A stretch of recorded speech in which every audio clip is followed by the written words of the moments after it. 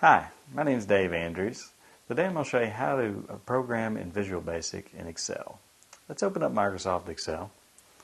We're going to click on our Start button. Go to All Programs. Let's find Microsoft Office and just launch Excel. Now, once Excel is finally opened up, we're going to open up the Visual Basic editor. The way we do this is by holding down the Alt key, and we're just going to press F11, which brings up the Visual Basic editor within Excel. This allows us to create a custom code that will actually run in our Excel spreadsheets. I'm going to write a function by going to Insert. I'm going to choose Module.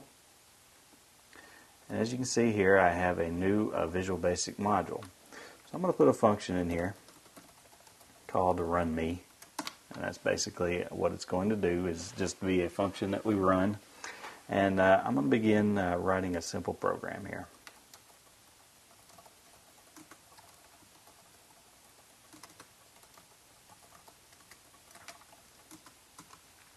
So now that my little program is completed, as you can see here, I've created several integers here, row and column and value.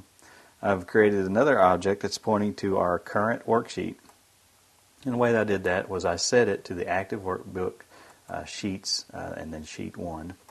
Now here I have a loop which loops from 1 to 5 both on the row value and the col value, multiplies them together and stores that in value.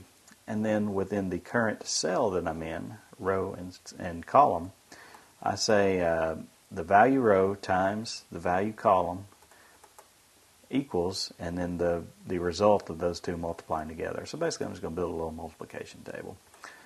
So let's close out of our Visual Basic editor, and we have to have a way to make that code work.